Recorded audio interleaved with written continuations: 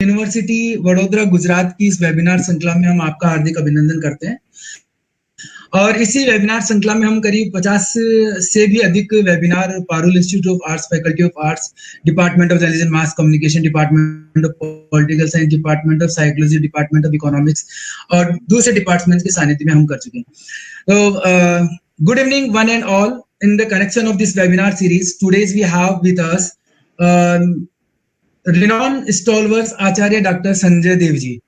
आचार्य doctor Sanjay Dev ji, हम आपका हार्दिक अभिनंदन करते हैं पीयू वेबिनार प्लेटफॉर्म पर on behalf of the Parul university on behalf of the Parul university president sir, on behalf of the Parul university registrar sir, on behalf of the Parul university vice chancellor sir, we welcome to you sir. जैसा कि आप सभी लोग जानते हैं, आचार्य doctor Sanjay Dev जी परिचय अपने आप में एक विस्तृत परिचय, नाम ही काफी है, लेकिन परिचय का मोहताज भी नहीं है। आपका नाम हरियाणा के साधारण ग्रामीण परिवेश में 20 जुलाई 1966 को जन्मे वैदिक पर्यावरणविद, वेद एवं भारतीय संस्कृति के प्रखर चिंतक तथा ओजस्वी वक्ता आचार्य डॉक्टर संजय देव जी ने 1980 में मीनाक्षीपुरम धर्मांतरण कांड से विशेष उद्दलित होकर आजीवन भारत माता की सेवा एवं वैदिक धर्म का कार्य करने की भावना से वैदिक संस्कृति, इतिहास एवं संस्कृत का विशेष अध्ययन करने का संकल्प लिया। मात्र 17 वर्ष की अवस्था में पाणिनि महर्षि द्वारा लिखित संस्कृत व्याकरण की पुस्तक अष्टाध्यायी के 4000 सूत्रों को मात्र 32 दिन में कंठस्थ किया। तत्पश्चात मूल यजुर्वेद, गीता व चाणक्य नीति दर्पण को संपूर्ण रूप से और वेद, मनुस्मृति, रामायण, महाभारत, सत्यार्थ प्रकाश आदि ग्रंथों के हजारों मंत्रों एवं श्लोकों को भी कंठस्थ किया। दक्षिणी हरियाणा में भारी अकाल पड़ने पर अगस्त 1986 में मात्र 20 वर्ष की अवस्था में भिवानी जिले में सफल वृष्टि यज्ञ कराए, जिनके परिणाम स्वरूप भारी बरसात हुई एवं भरपूर फसल हुई। इसके पश्चात ही वैदिक पर्यावरण विषय की और इनकी रुचि हुई और आगे चलकर 2001 में देवी अहिल्या विश्वविद्यालय इंदौर से वेदों में पर्यावरण विषय पर डॉक्टरेट आपने किया। इससे पूर्व वैदिक संस्कृति का प्रतीक चिन्ह, चोटी न रखने और धोती कुर्ता न पहनने की शर्त पर उच्च अध्ययन हेतु जर्मनी जाने से आपने स्पष्ट इनकार कर दिया था। तत्पश्चात आपने विभिन्न शासकीय एवं अशासकीय कॉलेजों से प्राध्यापक पद के प्रस्ताव भी मिले, परंतु राष्ट्र की वर्तमान स्थिति की पीड़ा और वैदिक संस्कृति के प्रसार की उत्कंठा के कारण इन प्रस्तावों को आपने स्वीकार कर दिया। आचार्य श्री का मत है कि प्राध्यापक का पद प्राप्त करके वे सपरिवार सुख सुविधाओं का भोग तो कर सकते हैं, किंतु राष्ट्र और समाज के ऋणों से मुक्त नहीं हो सकते।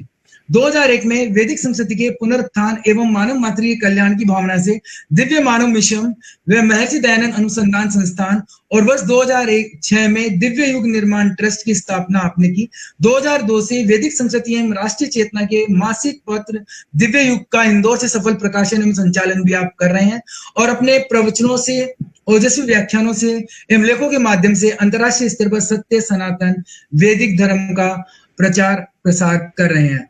आज ऐसी विभूति से हमें साक्षात्कार करने का अवसर मिल रहा है।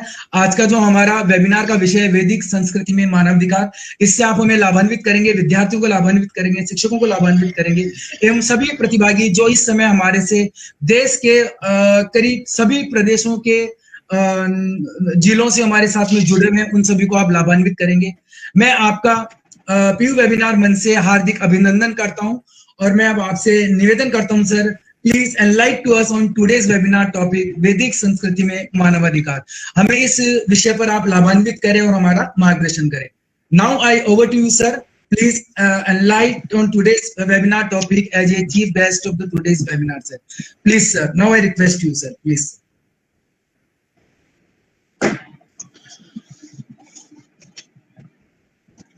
आदरणीय मेरे भाई डॉक्टर रमेश रावत, इस वेबिनार से जुड़े हुए सभी विश्वविद्यालय के विभागाध्यक्ष एवं अन्य वरिष्ठ विद्वज्जन, शिक्षक वृंद, मेरे प्रिय विद्यार्थी वृंद, जहां जहां भी जो सुन रहे हैं, आप सब मेरा प्रणाम स्वीकार करें। वैदिक संस्कृति में मानव अधिकार बहुत व्यापक विषय है। थोड़ी सी देर में इस विषय को समेटना संभव नहीं है, संक्षेप में इस विषय पर थोड़ी सी चर्चा हम करेंगे और ऐसी बातों पर ही चर्चा करेंगे जिन्हें आप सभी जानते हैं। भगवान श्री राम से जब भगवती सीता को या महात्मा भरत को या लक्ष्मण जी को कुछ कहना होता था तो वो कहते थे कि हम आपको याद दिला रहे हैं, आपको हम बता नहीं रहे, आप सब जानते हैं, आपको हम केवल याद दिला रहे हैं। तो उन्हीं महात्मा भरत के शब्दों में मैं आप सभी से निवेदन करना चाहता हूं कि जानते आप सभी हैं, बस मैं तो केवल याद दिलवा रहा हूं कि हमारी वैदिक संस्कृति, हमारी भारतीय संस्कृति जो सारे विश्व की संवाहक है, वो मानव अधिकारों के विषय में क्या कहती है। पहले तो हम ये जान लें कि मानव कहते किसे हैं, मनुष्य कहते किसे हैं। मनुष्य कहते हैं मत्वा कर्माणि सिद्ध्यति, जो मन से कर्मों को शीलता है, मन से कर्मों को सोचकर करता है। पहले सोचता है, बाद में करता है। वैदिक संस्कृति का एक ग्रंथ है जो पावन यजुर्वेद का प्राचीनतम भाष्य है, शतपथ। महर्षि याज्ञवल्क्य नाम के बहुत बड़े ऋषि हुए हैं, उन्होंने यजुर्वेद का सबसे पहले भाष्य किया, पूरे यजुर्वेद का। उसी यजुर्वेद विषय पर मैंने पर्यावरण विषय पर कार्य किया है। तो शतपथ में महर्षि याज्ञवल्क्य कहते हैं यं मनसा ध्यायति तद वाचा वदति, यद वाचा वदति तत् कर्मणा करोति, और यद कर्मणा करोति तद अभि संपद्यते। मनुष्य क्या करता है, मन से सोचता है, और जो कुछ मन से सोचता है, जो मन से सोचता है वही वाणी से कहता है, और जो वाणी से सोचता है वही कर्मों से करता। इसलिए क्या कहा, मन, वाणी और कर्म। आज की भाषा में मन, वचन, कर्म की एकता, वो इस कारण से है। तो मनुष्य वो है जो हर कार्य बुद्धि से और मन से विचार कर करता है, उसे ही मनुष्य कहते हैं। बिना विचारे जो कार्य करता है उसे मनुष्य नहीं कहा जाता। अब अधिकार क्या है, ये तो मनुष्य हो गया जिसके पास बुद्धि है, और मनुष्यों में और मनुष्य से इतर जो प्राणी हैं जितने भी, चाहे पशु पक्षी, कीट पतंग, जलचर, नभचर, थलचर जो भी हैं, मनुष्य से इतर जितने भी प्राणी हैं, जीव जंतु हैं दुनिया में, मनुष्य में उन सब से केवल एक ही अंतर है, बुद्धि का। मनुष्य के पास बुद्धि है, मनुष्य बुद्धि से विचार करता है, उस बुद्धि को बढ़ा सकता है। जो आपने माता पिता के परिवेश में, समाज के परिवेश में, अपने अध्यापकों के परिवेश में जो सीखा है, उसको आप अपनी बुद्धि के द्वारा बढ़ा सकते हैं। कुत्ते को, गाय को, घोड़े को या अन्य किसी जानवर को आप प्रशिक्षित करते हैं, ट्रेंड करते हैं। जितना आपने ट्रेंड कर दिया, उससे अधिक उस ट्रेनिंग में वृद्धि करने की सामर्थ्य किसी पशु पक्षी की नहीं है। तोता मनुष्य की बोली बोलता है, जितना मनुष्य ने उसको सिखा दिया उतना वो बोल पाएगा, उससे ज्यादा वो नहीं बोल पाएगा। यही स्थिति सभी पशु पक्षियों की, जानवरों की है। जो आपने ट्रेनिंग दे दी, उससे अधिक वो उसमें वृद्धि, बढ़ाव, घटाव नहीं कर सकते। मनुष्य कर सकता है। इसलिए मनुष्य को दुनिया का सबसे श्रेष्ठ प्राणी कहा गया। महाभारत में जो वैदिक संस्कृति का एक महान ग्रंथ है, जिसे पंचम वेद कहा है, महर्षि वेदव्यास जी महाराज कहते हैं, गुह्य ब्रह्म तदिदं वो ब्रवीमि न ही मानुषात् श्रेष्ठतरम ही किंचित। तुम्हें बहुत गहरी रहस्य की बात बताता हूं कि मनुष्य से बढ़कर श्रेष्ठ प्राणी दुनिया में कोई नहीं। और यही बात तुलसी ने कही है, यही बात जितने भी महापुरुष दुनिया में हुए हैं उन्होंने कही है कि मनुष्य सबसे श्रेष्ठ प्राणी दुनिया का है। और ये श्रेष्ठ प्राणी होते हुए भी आज इसके अधिकारों की बात आ रही है। अधिकार क्या है? आप सुनते हैं कि मनुष्य की 3 मूलभूत आवश्यकताएं, रोटी, कपड़ा, मकान। वैदिक संस्कृति ये कहती है कि गरिमामय जीवन जीने के लिए, सुखपूर्वक जीवन जीने के लिए मनुष्य की मूलभूत आवश्यकताएं 3 नहीं है, 9 है। समझने गिन ले, आप जानते भी हैं, बस केवल याद दिलवा रहा हूं। जल, वायु, भोजन, वस्त्र, आवास, चिकित्सा, शिक्षा, न्याय और मानसिक सुख या शांति। गरिमामय जीवन जीने के लिए, सुखमय जीवन जीने के लिए प्रत्येक मनुष्य को ये 9 चीजें मिलनी चाहिए।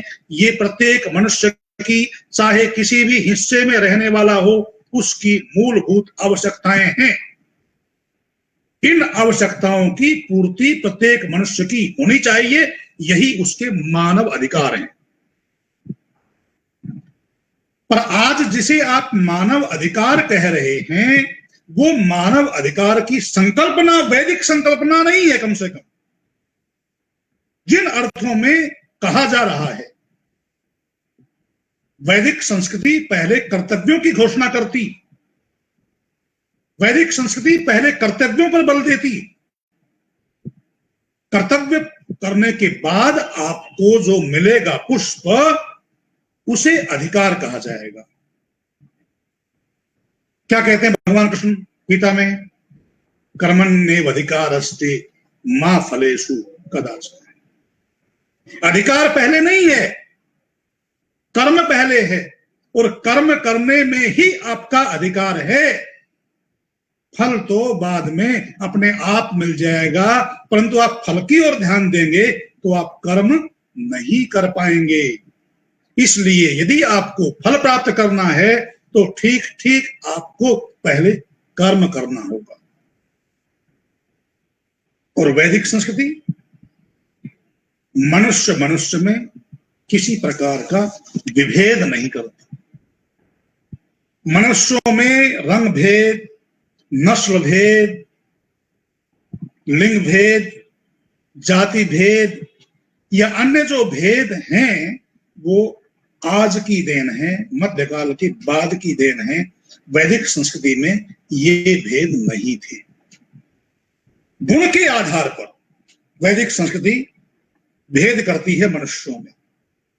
देखो, मनुष्य क्योंकि बुद्धि से विचार करता है, मन से चिंतन करता है, तो मन चिंतन के आधार पर, बुद्धि से चिंतन के आधार पर मनुष्यों में भेद तो हो जाएंगे, परंतु वो रंग का भेद नहीं होगा, वो नस्ल का भेद नहीं होगा, वो लिंग का भेद नहीं होगा, वो कुल का या वंश का भेद नहीं होगा। वैदिक संस्कृति में किसी प्रकार का कुल के आधार पर या वंश के आधार पर या लिंग के आधार पर कोई भेदभाव नहीं होता था। सबको अपनी उन्नति के समान अवसर थे। अच्छा, एक वेद मंत्र सुनाता हूं। ओम तंतुम तन्वन रजसो भानु मन विहि ज्योतिष मत पथो रक्ष धिया कथा। आखिरी में आता है मनुर्भव जनया देव्यम जन। अनुर्वणम वयता जोग वा मपो मनुर्भव जनया दिव्यम जन। संक्षेप में इस मंत्र में एक संदेश है कि तुम मनुष्य बनो।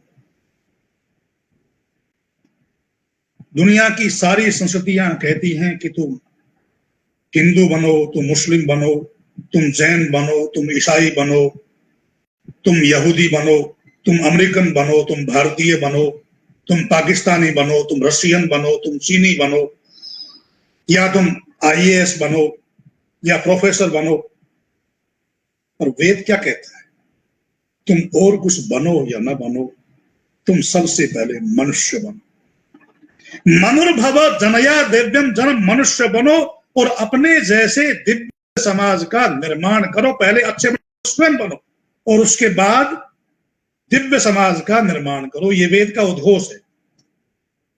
अब इस मनुष्यता के आधार पर वेद पूरी दुनिया के दो हिस्से करता है, और जिन दो हिस्सों की मैं चर्चा कर रहा हूं उन पर दुनिया के लोगों ने बहुत विवाद किया है और उसके बारे में जनसाधारण को बहुत भ्रमित कर दिया है। छात्रों को तो किया ही है। दो भेद करता है वेद, आर्य और अनार्य। मैं निवेदन करूं, आर्य या अनार्य नाम की दुनिया में वेद कोई नस्ल नहीं कहता कि गोरा रंग का आर्य है तो काले रंग का द्रविड़ है या अनार्य है। ऐसा वेद का संदेश नहीं। आर्य और अनार्य का जो भेद वेद करता है वो इस आधार पर करता है कि जो अच्छे कर्म करता है, जो सबके साथ न्याय करता है, जो सत्य का व्यवहार करता है, जो अपने कर्तव्यों का पालन करता है, चाहे वो समाज के प्रति हो, चाहे वो परिवार और माता पिता के प्रति हो, चाहे देश के प्रति हो, चाहे पूरी दुनिया के प्रति हो, अपने कर्तव्यों का जो उसको दिए हुए हैं उनका ठीक ठीक पालन करता है, वो आर्य है। और जो इन कर्तव्यों का पालन करने में व्यवधान डालता है वो अनार्य है। तो इसमें कहीं भी ये नहीं कहा कि जो ऐसे रंग का है या जो इतना लंबा है या जिसकी नाक लंबी है वो आर्य है, या जिसकी नाक ठिकनी है वो अनार्य है। वेद ये कहता है जो अच्छे कर्मों को करने वाला है वो आर्य है, और जो निकृष्ट कर्मों को करके दूसरे के अधिकारों को छीनता है, दूसरे का शोषण करता है, दूसरे का दमन करता है, वो अनार्य है। उस अनार्य को वेद ये संदेश देता है। वेद ये नहीं कहता कि जो आर्य नहीं है उसको जीने का अधिकार नहीं है, ये नहीं कहता वेद।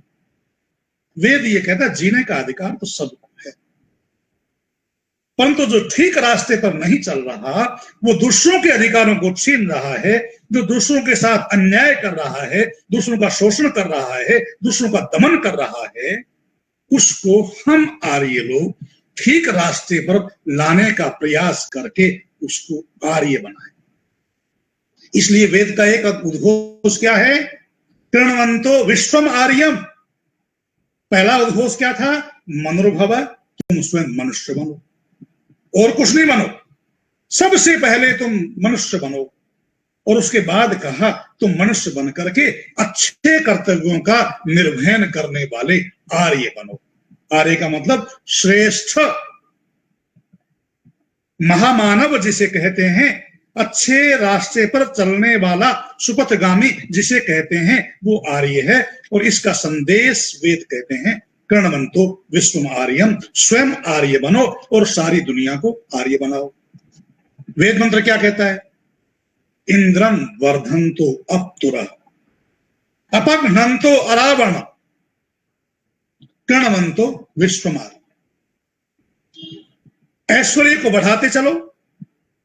ऐश्वर्य कैसे बढ़ेगा? अपने हाथों से कर्म करते चलो। कुर्वन्ने वह कर्माणि जिजीविषे सदं सम। तुम मनुष्य 100 वर्ष तक जीवो, परंतु कैसे जीवो? कुर्वन्ने वह कर्माणि, कर्मों को करते हुए। तुम्हारा ये जो हाथ है ना, ये इंद्र है। अहम इंद्रो न पराजिज्ञे, ये हाथ तुम्हारा इंद्र है। इस हाथ से यदि काम करोगे तो तुम कभी पराजित नहीं होगे। तुम कभी पतित नहीं होगे, तुम कभी दुखी नहीं होगे। अपने हाथ से कर्मों को करते हुए, दूसरों के अधिकारों की रक्षा करते हुए। देखो, ये सड़क है मेरे सामने, इस पर चलने का अधिकार सबको है, परंतु सब में भी उनको है जो दूसरों को चलने का अधिकार देते हुए अपने अधिकार की रक्षा करेंगे। यदि मैं चाहूं कि इस सड़क पर मैं हाथों को उछालते हुए, नाचते गाते हुए चलूं, तो मेरा अधिकार समाप्त हो जाता है। मेरा अधिकार वहां समाप्त हो जाता है जहां मैं दूसरे के अधिकार को विनष्ट करने का प्रयास करता हूं।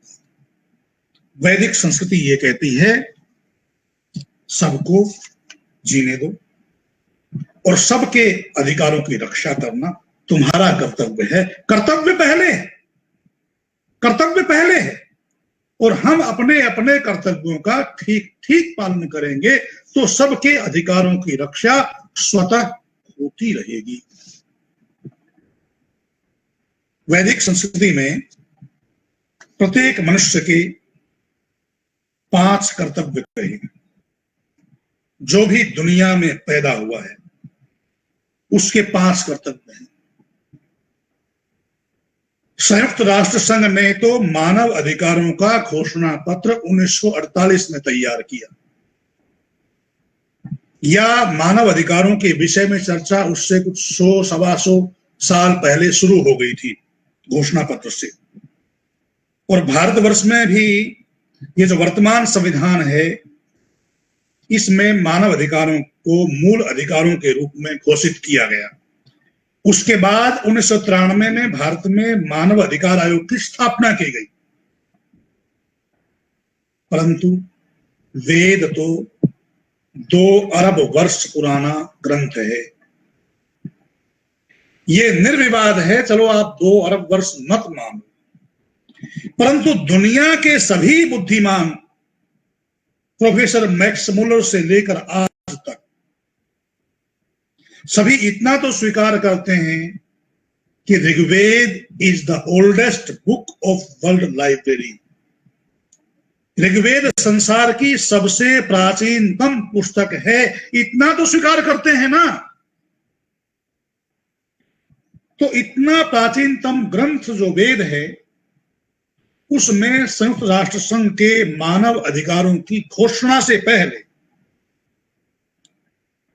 और वेद के बाद वेद के संदेश को सरल भाषा में संपूर्ण संसार में फैलाने वाले, देखो, वैदिक संस्कृति के बारे में आज भी बहुत विवाद लोगों के द्वारा फैलाया जा रहा है, भ्रांतियां फैलाई जा रही हैं। उन भ्रांतियों को मैं कोशिश करूंगा कि ये निकले भ्रांति, यही मेरा प्रयास रहता है।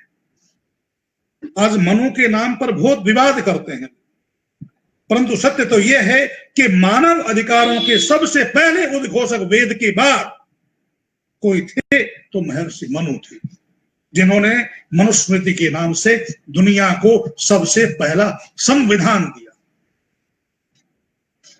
उन मनु महाराज ने वेद के आधार पर प्रत्येक मनुष्य की 5 कर्तव्य निर्धारित किए, जो प्रत्येक मनुष्य को प्रतिदिन करने अनिवार्य है। बीच बीच में उनकी मैं चर्चा करूंगा।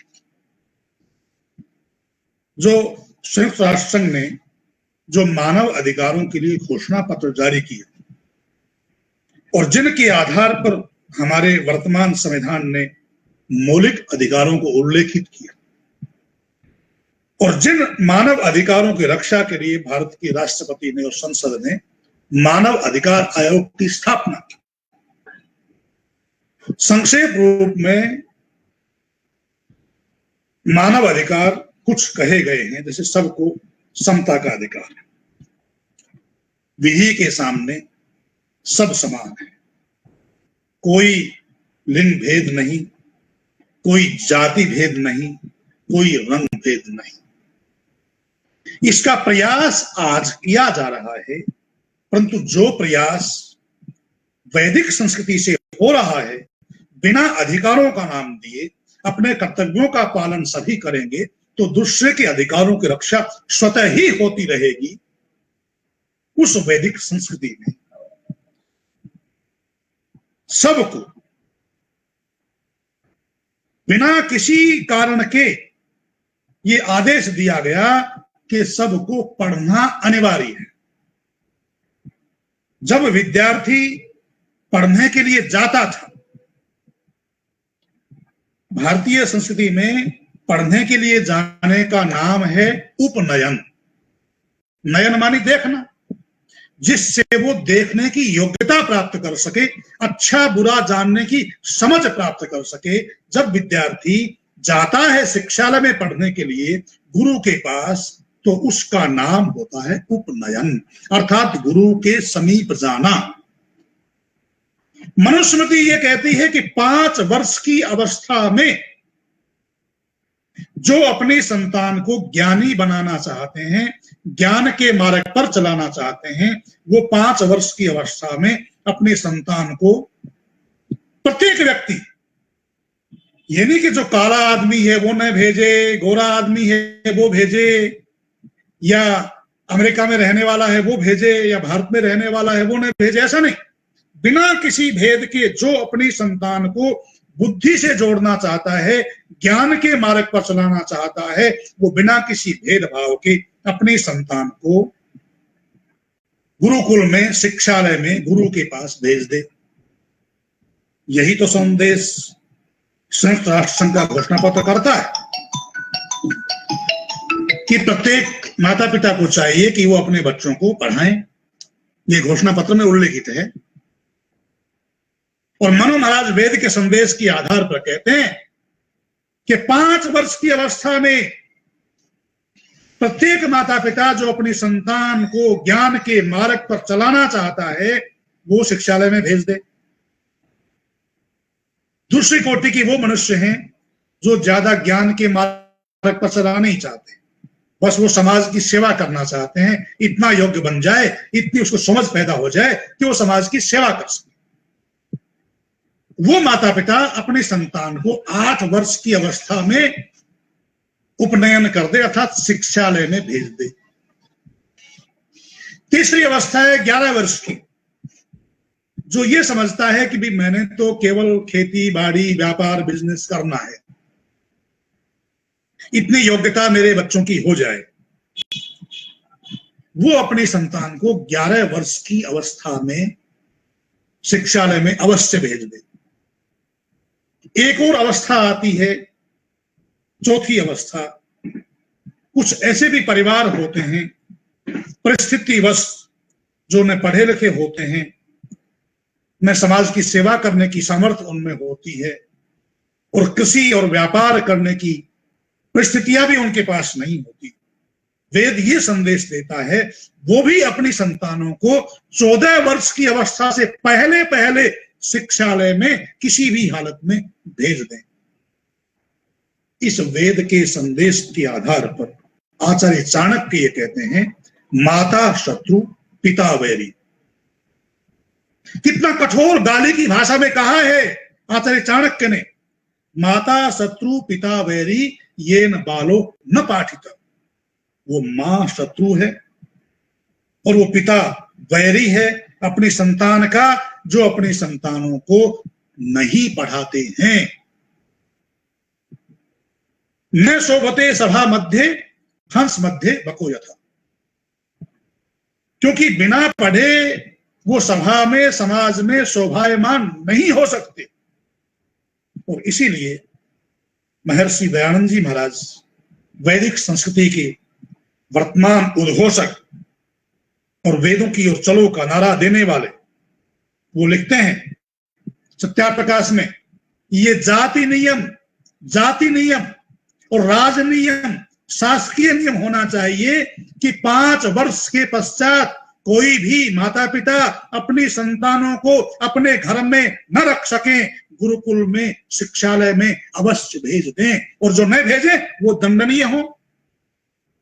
यदि माता पिता अपनी संतानों को स्कूल में, विद्यालय में, गुरुकुल में नहीं भेजते हैं, उनको समाज की ओर से, शासन की ओर से दंड दिया जाएगा। ये व्यवस्था होनी चाहिए।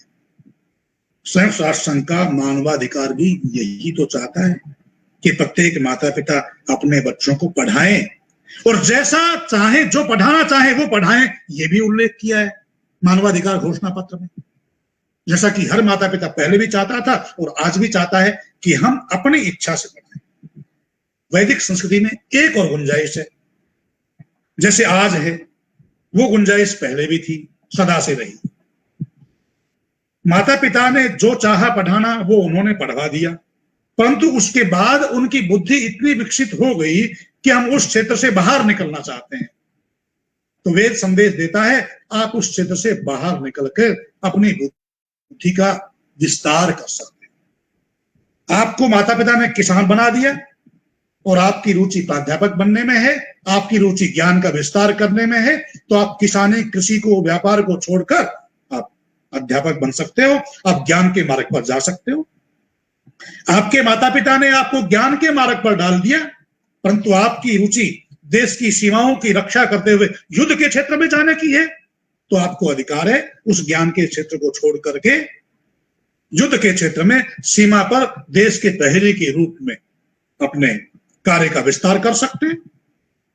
तो जैसे आज संयुक्त राष्ट्र संघ सुविधाएं देने की बात करता है, वही स्थिति वेद में थी कि कोई भी व्यक्ति अपने व्यवसाय को, अपने क्षेत्र को बदलने का कभी भी अधिकार रखता है। महर्षि दयानंद जी महाराज सत्यार्थ प्रकाश में ये लिखते हैं कि चाहे कोई दरिद्र हो, चाहे कोई राजकुमार हो, चाहे राजकुमारी हो, प्रत्येक को तुल्य वस्त्र, खान पान, भोजन आदि दिए जाएं। सब एक साथ एक स्थिति में रह करके विद्या अध्ययन करेंगे और सबको तपस्वी होना पड़ेगा। कल्पना करिए, आज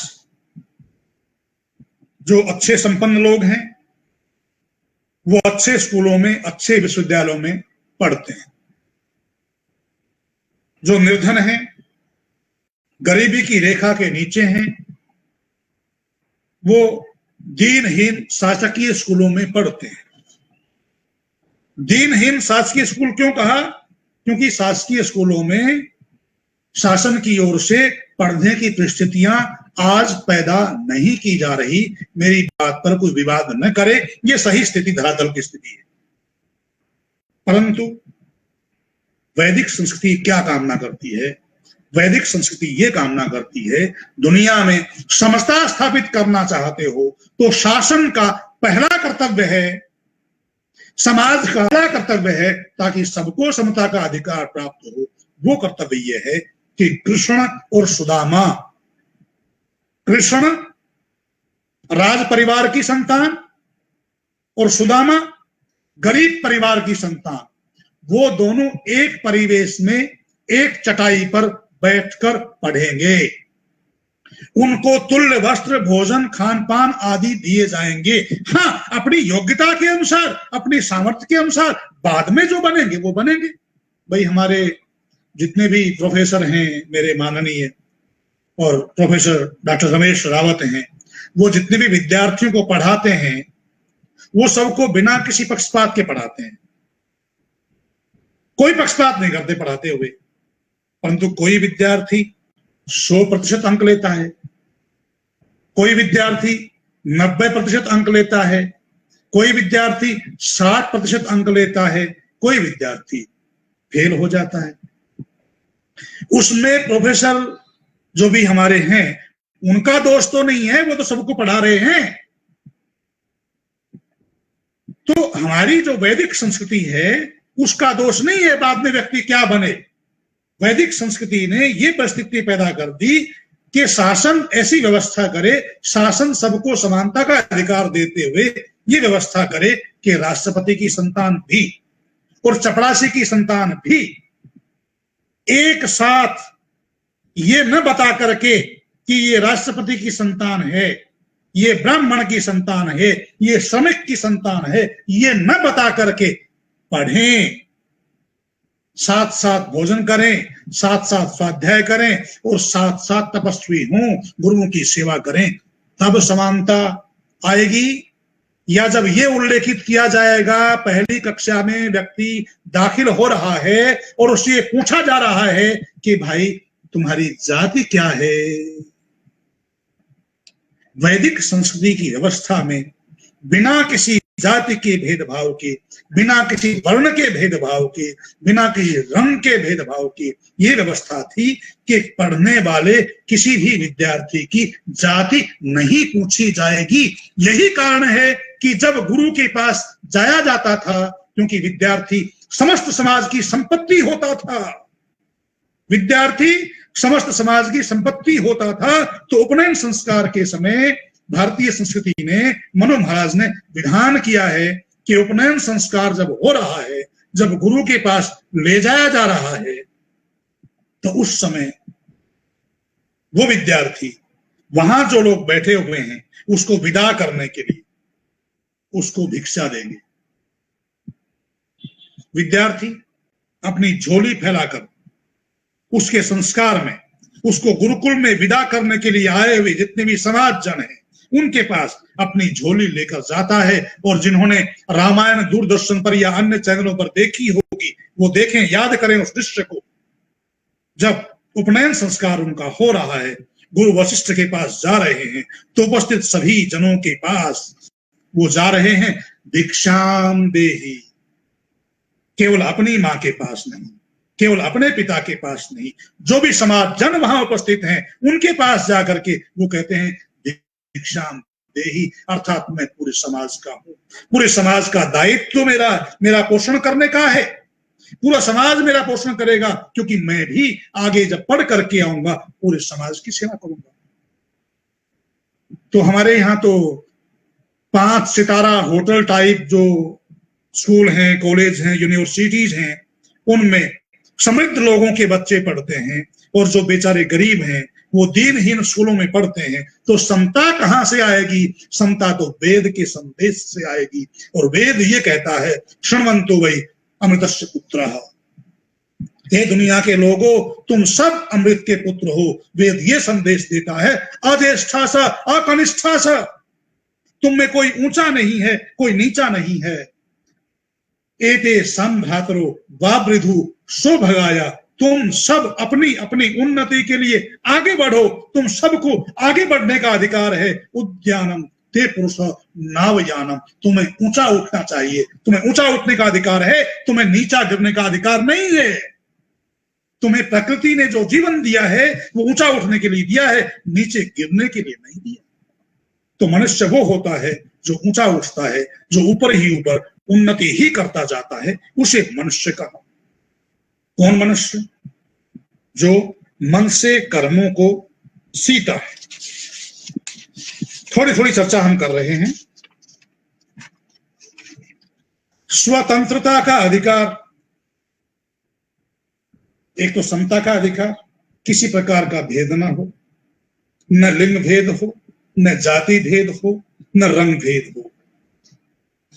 मध्यकाल में ऐसा समय आया था जब महिलाओं को पढ़ने का अधिकार नहीं था। ये जो उपनयन संस्कार की बात मैंने कही, उपनयन संस्कार के लिए ऐसा नहीं था केवल लड़का ही शिक्षालय में जाएगा।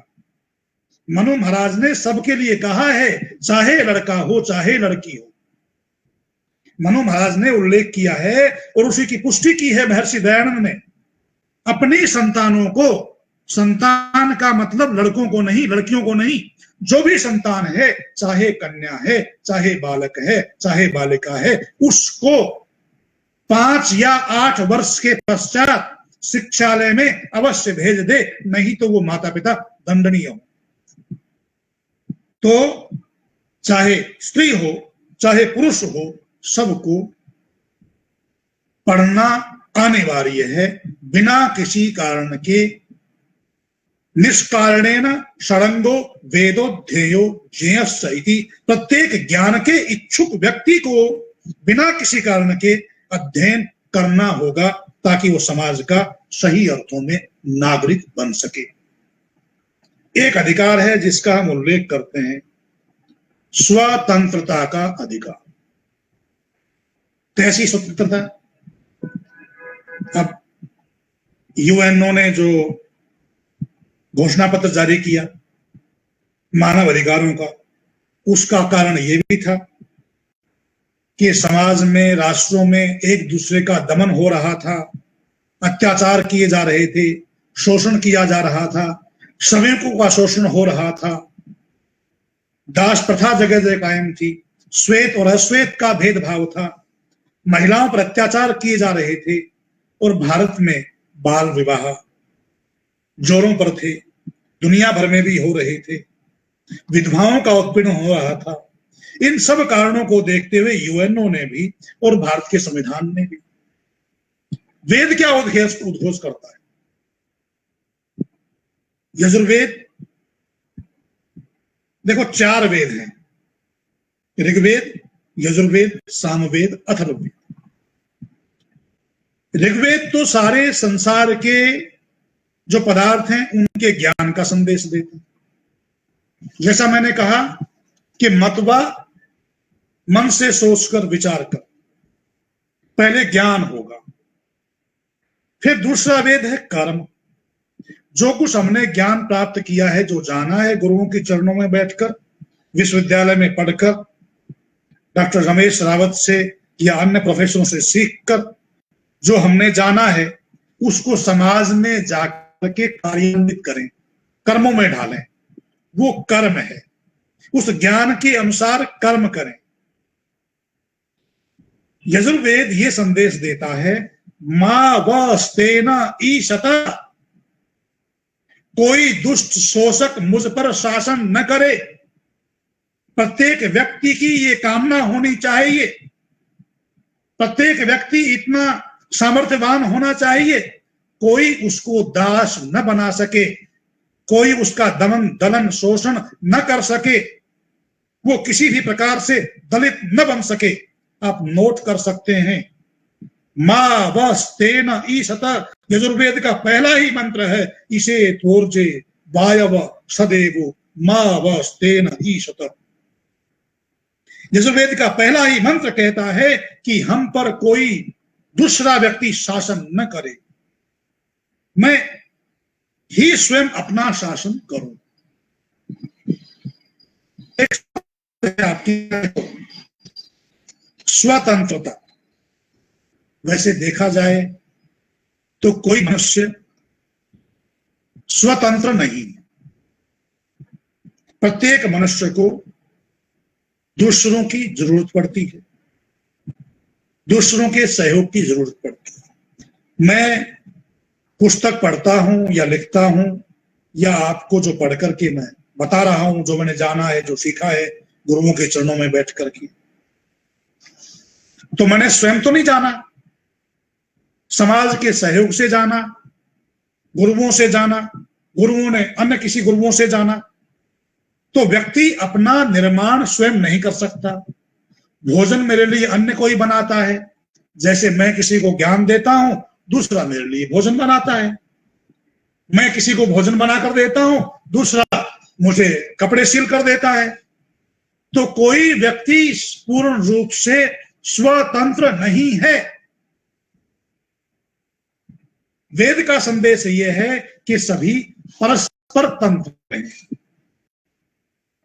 न कोई स्वतंत्र है न कोई परतंत्र है, सभी परस्पर तंत्र हैं। और ये परस्पर तंत्रता ही ये संदेश देती है कि कोई किसी का शोषण न करे। 4 महान शत्रु हैं समाज के, जिनसे समाज में शोषण होता है: अज्ञान, अन्याय, अभाव और आलस्य। आज दुनिया में 4 ही वर्ग हैं, बिना लिंग भेद के, बिना जाति भेद के, बिना रंग भेद के। एक बुद्धिजीवी वर्ग है। बुद्धिजीवी वर्ग वेद के अनुसार यह संकल्प लेता है कि मैं दुनिया से अज्ञान का निवारण कर दूं, सबको शिक्षित कर दूं, सबको पढ़ा दूं। बुद्धिमान व्यक्ति यह संकल्प ले।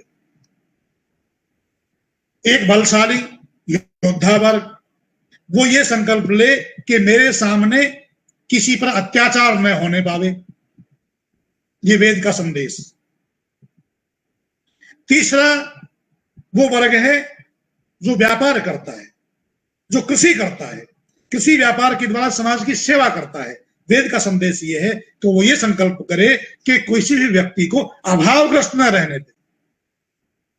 चौथा है श्रमिक वर्ग, वो समाज में जो भी अव्यवस्था है उसको ठीक करे।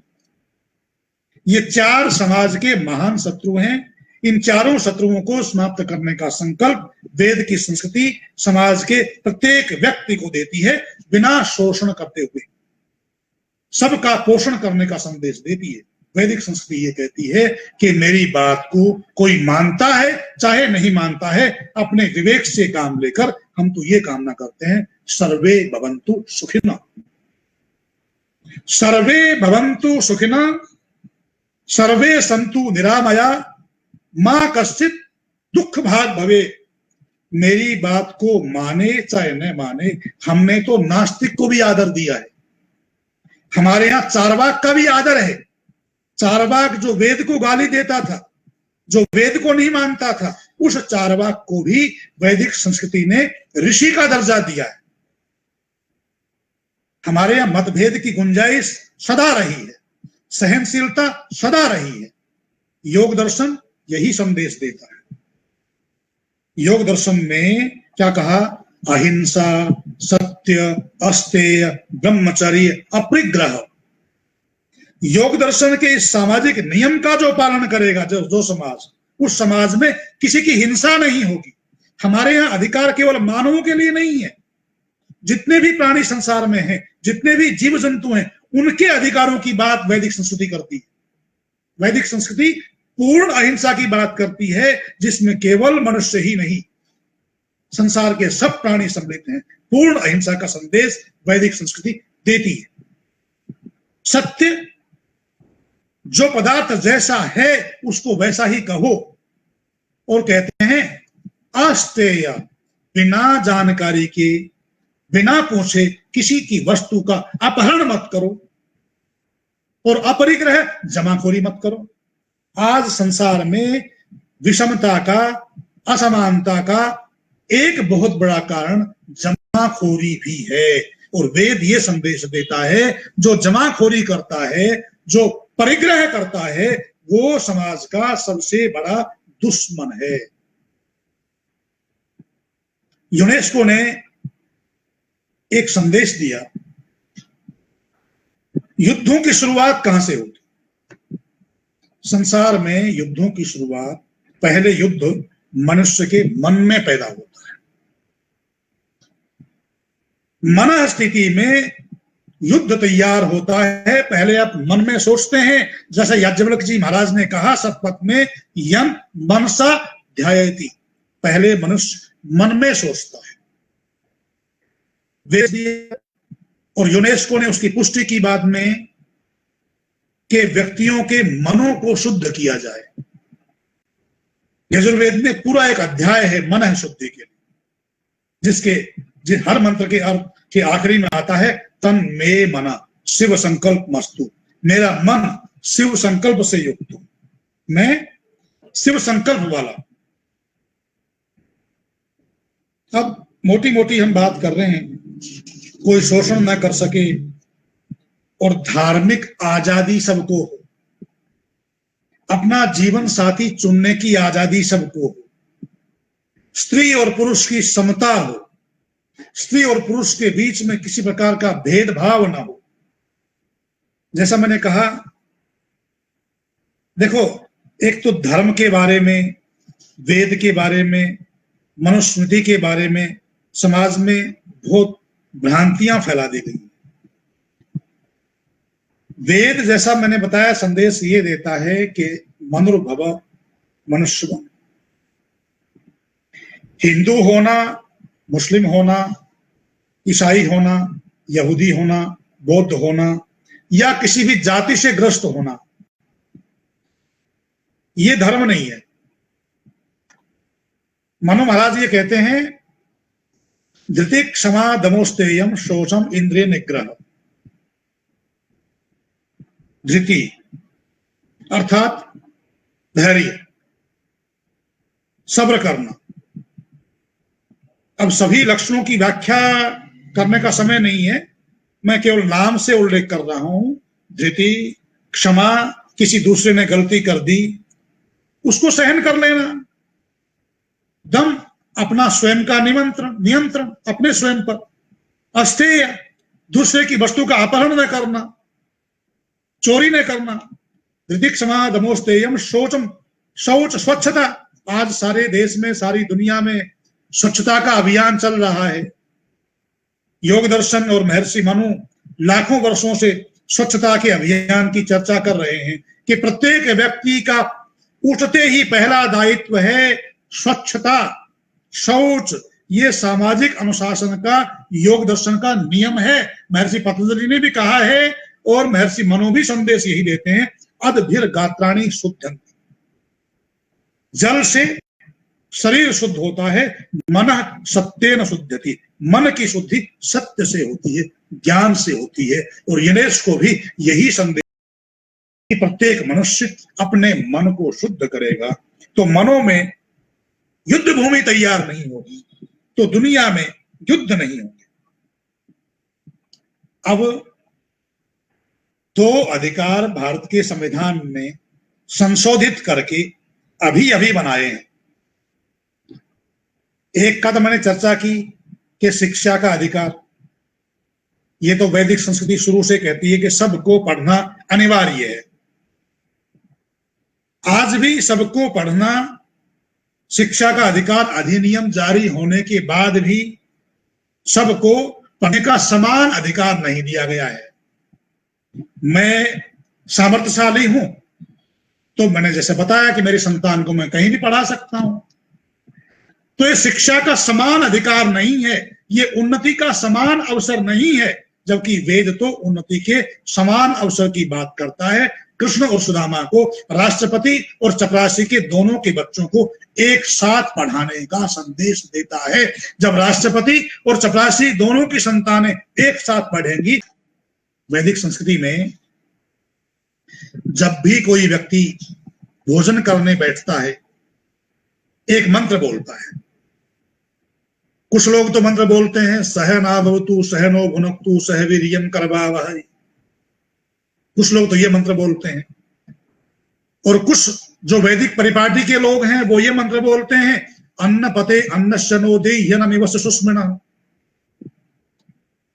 प्रत्येक व्यक्ति भोजन करने से पहले ये मंत्र बोलता है और ये प्रार्थना करता है कि हे प्रभु, मैं भोजन कर रहा हूं, पर मेरे भोजन करने से पहले मैं मेरे आसपास देख रहा हूं कोई भूखा तो नहीं है।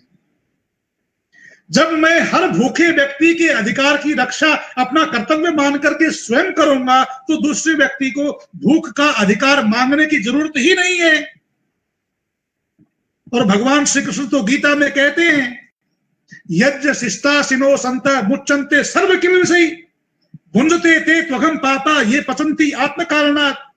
भगवान कृष्ण गीता में कहते हैं कि जो यज्ञ शेष खाते हैं अर्थात दूसरों को खिला करके खाते हैं, यज्ञ शिष्टासिन संत मुच्यन्ते सर्व किल्बिषै, वो सब पापों से मुक्त हो जाते हैं। परंतु जो केवल अपने लिए पकाते हैं, वो पाप खाते हैं, वो सब पापों में लिप्त रहते हैं, उनको तो जीने का अधिकार होना ही नहीं चाहिए।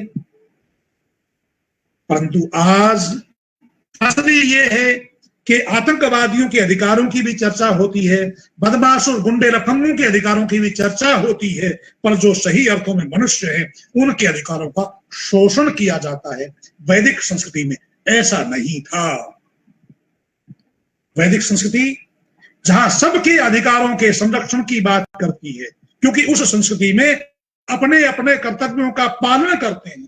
प्रत्येक व्यक्ति को भोजन करने का अधिकार ही तब था जब वो दूसरे को भोजन करवा चुका होता था। यही कारण था कि वैदिक विवाह संस्कार में एक विधि होती है, मधुपरक विधि। मधुपरक विधि में वर के हाथ में वधू के द्वारा कटोरी में मधुपरक दिया जाता है, जिसमें दही होता है, शहद होता है, घी होता है, मक्खन होता है। वर जो विवाह में उपस्थित हुआ है पानी ग्रहण करने के लिए वो उस मधुपरक को अर्थात दही घी शहद को देखता है और उसको देख करके चारों दिशाओं में छींटे देता है। ये छींटे देते हुए संकल्प करता है, मित्र से त्वा चक्षुषा समीक्षा महे, मैं सारे प्राणी मात्र को, सारे जीवों को मित्र भाव की दृष्टि से देखता हूं। मैं इस मधुपरक का, इस भोजन का ग्रहण तभी करूंगा जब मेरे आसपास परिवेश में जो है उनको खिला पाऊंगा। पुरुष विवाह संस्कार में आचार्य के द्वारा, पुरोहित के द्वारा यह संकल्प दिलवाया जाता है कि तुम अब दोनों गृहस्थ आश्रम में जा रहे हो, तुमने सबसे बाद में भोजन करना है। पहले जो घर में अतिथि आए हुए हैं उनको भोजन करवाना है। पहले आसपास तुम्हारे यहाँ कोई भूखा है, कोई भी पशु है, पक्षी है, इसलिए हमारे यहाँ तो पक्षियों को दाना डालने की परंपरा है, चींटियों को आटा डालने की परंपरा है, भूखे को भोजन करवाने की परंपरा है। गाय की रोटी आज भी निकालते हैं, कुत्ते की रोटी आज भी प्राचीन परिपेटी में जो पलते हैं वो आज भी निकालते हैं। हमारे यहाँ केवल मनुष्यों के अधिकार की, मनुष्यों की भूख की मिटाने की बात नहीं है, प्राणी मात्र की भूख को मिटाने की सदा से चर्चा होती है हमारे यहाँ। अरे जहर उगलने वाले सांपों को भी दूध पिलाने वाले हमको कौन मानव अधिकारों की शिक्षा दे सकता है? हम तो जहर उगलने वाले सांपों को भी दूध पिलाने वाले लोग हैं, उन सांपों की भी हम रक्षा करने वाले लोग हैं, क्योंकि वो सांप तो ये जो पर्यावरण जो दूषित हो रहा है इसका जहर सबसे ज्यादा कोई पीता है तो ये सर्प पीते हैं। इसलिए हम तो सर्पों को मारने की भी मनाही करते हैं कि उसको विचरने दो। हाँ, कभी समाज को खतरा है कि समाज में आ गया, घर में आ गया है तो उसको मारने का विधान भी है, परंतु जंगल में सुगंध वितरण करने वाले सर्प को रक्षित करने का विधान भी वैदिक संस्कृति संदेश देती है। तो हमारे 5 कर्तव्य हैं, उनमें एक कर्तव्य ये भी है, बलि वैश्वदेव। समाज में जितने भी अपाहिज हैं, प्रत्येक व्यक्ति अपना भोजन करने से पहले अपने परिवेश में ये देख लेगा कि कोई मेरे आसपास भूखा तो नहीं मर रहा है, कोई गाय, कोई कुत्ता, कोई बिल्ली या कोई मनुष्य जो स्वयं अपना भोजन बनाने में, प्राप्त करने में असमर्थ है, वो भूखा तो नहीं मर रहा है, उसको पहले भोजन करना। ये उसका एक मौलिक कर्तव्य है, जिस मौलिक कर्तव्य के द्वारा सबके अधिकार का संरक्षण होता था। और आज भी हमारे परिवारों में ऐसा होता है, अतिथि यज्ञ आज भी हो रहा है, पर क्योंकि वैदिक संस्कृति का, वेद का पढ़ना पढ़ाना लोप हो रहा है तो अतिथि सेवा का भी लोप हो रहा है। और जो अन्य जो 4 कर्तव्य हैं उनमें से एक और कर्तव्य है, आज मध्य प्रदेश में भी, गुजरात में भी ये हो रहा है कि बुजुर्गों के अधिकारों का संरक्षण के लिए अधिनियम, कानून पास किए जा रहे हैं, वृद्धाश्रमों की स्थापना की जा रही है कि बूढ़ों को भी जीने का अधिकार। अरे हमारे यहाँ तो रोज सेवा करने का विधान है, पितृयज्ञ कहते ही उसको है सर्वोपरि, कि माता पिता की सेवा किए बिना, माता पिता को भोजन करवाए बिना, उनके हालचाल पूछे बिना हम भोजन कर ही नहीं सकते। हमें अधिकार नहीं है भोजन करने का बिना माता पिता की सेवा की। ये 2 हैं, प्रत्येक भूखे को, चाहे मेरा हो चाहे पराया हो, हम संदेश देते हैं सर्वे भवन्तु सुखिनः। अब जो 3 अन्य यज्ञ हैं, देव यज्ञ, ब्रह्म यज्ञ, अन्य जो 3 यज्ञ हैं जिसमें अतिथि यज्ञ भी आ गया, ये ज्ञान मार्ग से संबंधित हैं, इनके बारे में कभी फिर चर्चा करेंगे। पर जो 2 यज्ञ हैं, बलि वैश्वदेव यज्ञ और अतिथि यज्ञ, ये तो प्रत्येक भूखे को भोजन करवाने के लिए है, हमारे कर्तव्य की याद दिलवाते हैं। तो देखो, वैदिक संस्कृति में मानव अधिकार बहुत व्यापक विषय है। वैदिक संस्कृति में, वेदों में अनेक विषय हैं, चाहे मानव अधिकार हो, चाहे नारी अधिकार हो, चाहे शिक्षा का अधिकार हो, अलग अलग विषयों पर महीनों महीनों तक चर्चा की जा सकती है। मैंने थोड़ा सा चर्चा आपसे करने का प्रयास किया है, आप लोगों ने मेरी बात को ध्यान से सुनने की कोशिश की, मैं आप सबका अनुग्रहित हूं। इतना ही कहते हुए अपनी वाणी को विराम देता हूं। ओम शम, जय भारत, आप सभी को प्रणाम। बहुत बहुत धन्यवाद सर, आपने इस 60 मिनट के अपने वक्तव्य के अंदर वैदिक संस्कृति के जो विभिन्न आयाम हैं और जो बहुत सी बातें हैं मानव अधिकारों को लेकर के, उसके संदर्भ में आपने हमें बताया। आपने अपने वक्तव्य के अंदर में बहुत सारी बातें बताई। आपने अपने वक्तव्य की जो शुरुआत की, उसके आरंभ के अंदर मानव और मनुष्य की जो परिभाषा बताई वो बहुत ही अच्छी तरीके से आपने बताया कि हमें मनुष्य बनना बहुत जरूरी है। हम चाहे कुछ बने या नहीं बने, लेकिन मनुष्य बन जाए तो हमारा जीवन साकार हो गया। और मनुष्य बनाने के जो मंत्र भी आपने दिए, वो कर्तव्यों की बात की, अधिकारों की बात की, और आपने जिस तरीके से यूनेस्को से, भारत के संविधान से इन सभी को जोड़ा और समझाया, वो अपने आप में एक बहुत ही अच्छे तरीके से आपने उसे समझाया। यजुर्वेद के बारे में आपने बताया, मन और वचन और कर्म की एकता के बारे में आपने बताया। आपने पशु और मनुष्य में तुलना की कि जितना हम पशु को ट्रेंड कर सकते हैं उससे आगे वो नहीं जा सकता, लेकिन हम बुद्धि के अनुरूप मनुष्य चाहे वो अपनी बुद्धि को विकसित करते हुए जितना आगे है वो उतना आगे उसको ले जा सकता है। महाभारत को आपने 5वां वेद बताया, लेकिन मेरे मन में एक प्रश्न आया महाभारत का, जब जो 5वां वेद आया उसके अंदर वो प्रश्न मेरा आया गुरु द्रोणाचार्य को लेकर के। गुरु द्रोणाचार्य हैं तो सभी जानते हैं अर्जुन बहुत प्रिय थे, लेकिन उन्होंने एकलव्य के साथ में ऐसा व्यवहार क्यों किया, उसके बारे में यदि आप संक्षेप में 2 मिनट में आप बताएं तो थोड़ा सा आपका आभारी मैं रहूंगा। मेरे मन में ये विचार आया कि गुरु द्रोणाचार्य ने एकलव्य का अंगूठा मांगा, और जबकि अर्जुन को उन्होंने अपना शिष्य, उच्च शिष्य बनाया, और जबकि वो राजघराने से था, और जबकि एकलव्य बिल्कुल गरीब परिवार, एक भील का जो था वो लड़का था। और जब समानता का जो अधिकार था, इस 5वें वेद के अंदर ये समान शिक्षा की समानता का अधिकार मुझे इसमें नहीं दिया, उसमें थोड़ा सा प्रकाश डालें। बहुत सुंदर बात आपने कही है और मेरे मन की बात आपने कह दी है। महाभारत का दोष नहीं है इसमें। महाभारत ग्रंथ तो ज्ञान का ग्रंथ है, वो तो 5वां ग्रंथ है। महाभारत में तो ये बताया है, देखो महाभारत का जो काल था, भारत का भी और देश का भी पतन का काल था। महाभारत के काल से देश का पतन शुरू हो गया था। इसीलिए तो अर्जुन ने युद्ध लड़ने से मना कर दिया था। अर्जुन ने कहा कि महिलाएं विधवा हो जाएंगी, हमारे पितर लोग अपने कर्तव्यों से विमुख, फिर से अपने कर्तव्यों के लिए आना पड़ेगा उनको, अपने पद से अवनत हो जाएंगे। तो महाभारत में ये जो द्रोणाचार्य जी की जो बात है, हम ये कहते हैं, मैं बार बार अपने व्याख्यानों में ये चर्चा करता हूं कि दुनिया का सबसे पहला ट्यूटर कोई था। हमारे यहाँ शिक्षा को कभी बेचा नहीं गया। हमारे यहाँ शिक्षक कभी भी किसी के घर में जाकर के नहीं पढ़ाता था, चाहे राजा हो और चाहे कोई सेठ धनीमानी हो। किसी के घर में जाकर हमारे किसी शिक्षक ने, आचार्य ने पढ़ाया नहीं था। वशिष्ठ के पास भी राम जी स्वयं चलकर गए थे। दशरथ भी गुरु वशिष्ठ के पास जाते थे उपदेश लेने के लिए, कोई भी शंका समाधान करने के लिए। दशरथ के पास वशिष्ठ जी केवल तभी आते थे जब वहां आकर कोई विशेष राजकाज करना होता था। ज्ञान का उपदेश देने के लिए वशिष्ठ कभी नहीं आए, दशरथ को ही जाना पड़ता था, राम को ही जाना पड़ता था। तो महाभारत का जो काल था वो देश का पतन काल था। उसी का परिणाम ये हुआ कि पहला ट्यूटर दुनिया का, पहला ट्यूशन पढ़ाने वाला कोई था दुनिया में तो द्रोणाचार्य था। और पहला ऐसा व्यक्ति जिसने केवल ये घोषणा की कि मैं राजवंश के लोगों को ही पढ़ाऊंगा, जबकि वेद तो ये संदेश देता है चाहे राजा की संतान हो, चाहे दरिद्र की संतान हो, सबको शिक्षक पढ़ाएगा। शिक्षक का ये कर्तव्य है कि मैं दुनिया से अज्ञान को दूर करूंगा। तो ठीक बात है, महाभारत से वेदों का पठन पाठन लुप्त होता जा रहा था और महाभारत दुनिया के पतन की शुरुआत है, और वो द्रोणाचार्य से पतन होना शुरू हुआ है। उसमें महाभारत ग्रंथ का दोष नहीं है।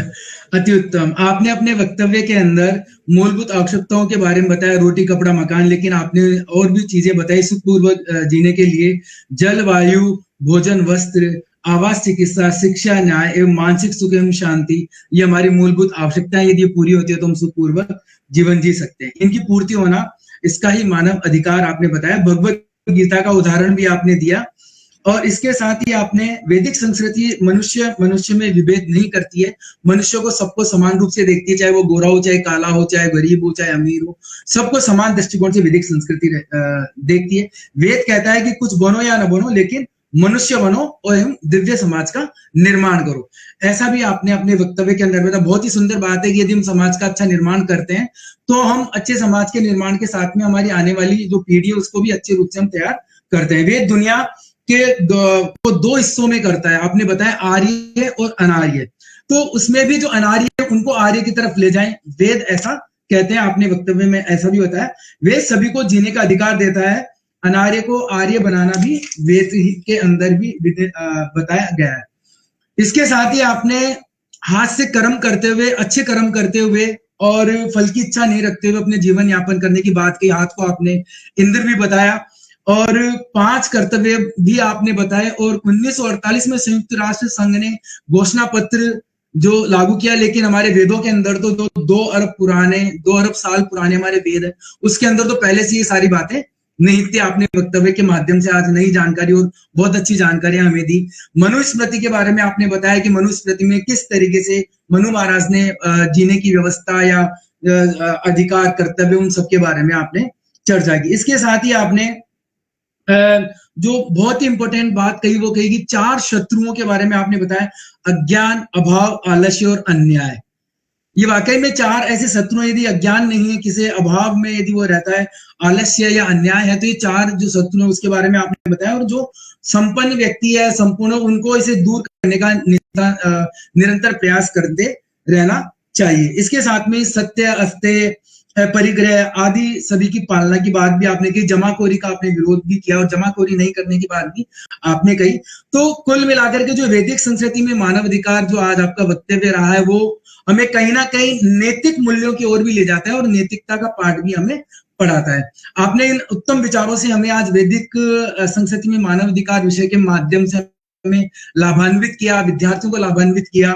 और जो भी प्रतिभागी हैं, शिक्षक हैं और जो भी पत्रकार बंधु भी हमसे जुड़े हुए हैं, देश के कोने कोने से, विभिन्न प्रदेशों से लोग हमारे साथ जुड़े हुए, उनको आपने लाभान्वित किया। इसके लिए हम आपका तहे दिल से धन्यवाद करते हैं। पारुल यूनिवर्सिटी विश्वविद्यालय परिवार की ओर से, पारुल यूनिवर्सिटी विश्वविद्यालय के president sir, vice chancellor sir और हमारे रजिस्ट्रार सर, उनकी तरफ से हम आपका हार्दिक धन्यवाद करते हैं, आभार प्रदर्शन करते हैं कि आपने आज इस उत्तम विषय पर अपने विचार प्रस्तुत किए। इस 1 घंटे के पूरे समय में पता ही नहीं लग रहा था कि अभी भी हम ज्ञान की जो प्यास है वो भी बुझी नहीं है। 1 घंटा समाप्त होने के बाद भी ऐसे लग रहा था कि अभी तो 3 या 4 मिनट ही खत्म हुए या 5 मिनट ही खत्म हुए। ये सतत क्यों नहीं आगे चलता रहे, 3 घंटे, 4 घंटे, 5 घंटे लगातार, तो भी ऐसा ही लगेगा। लेकिन समय की भी अपनी सीमा है और आपका स्वयं का भी समय है, उसके अंदर आपके भी काफी व्यस्त कार्यक्रम रहते हैं। वेबिनार की इसी श्रृंखला में हम आगे भी आपसे निवेदन करते हैं कि इसी तरीके से आप हमारे से जुड़े हुए रहें और आगे भी आप हमें विभिन्न विषयों पर व्याख्यान देते रहें, लाभान्वित करते रहें। ऐसा हमारा आपसे अनुरोध है, आग्रह है, निवेदन है। और इन्हीं शब्दों के साथ मैं आपका पुनः धन्यवाद देना चाहता हूँ। इसी के साथ also thankful to our PU webinar technical team, बिना किसी टेक्निकल प्रॉब्लम के, समस्या के, उन्होंने इस वेबिनार को पूरा आयोजित किया। इसके साथ में मेरे साथ में जो शिक्षक हैं, स्टाफ है, जो जुड़े हुए हैं, निरंतर इस वेबिनार को प्रमोट करने में, इस आयोजन को सफल बनाने में जुड़े हुए हैं, उनका भी मैं तहे दिल से धन्यवाद करता हूँ। Thank you very much sir. योगदान किया आपने, इसके लिए आपका तो नहीं, thank you very much sir. और आगे भी हम निरंतर दूसरे अन्य विषयों पे भी आपसे जुड़ते रहेंगे और ये वैदिक चर्चा है वो चलती रहनी चाहिए सर। बहुत अच्छा प्रयास आपका, बहुत उत्तम प्रयास है आपका। Yes sir. और ये वेद विज्ञान है या वैदिक संस्कृति है, वेद पर्यावरण है या वेदों में नारी का जो महत्व है, बहुत सारे ऐसे विषय हैं जिसमें निरंतर चर्चा की आवश्यकता है और जो नई युवा पीढ़ी को संबंधित करने की आवश्यकता है। Thank you sir, thank you very much, thank you. बहुत, आप सभी को प्रणाम। थैंक यू, प्रणाम सर, प्रणाम।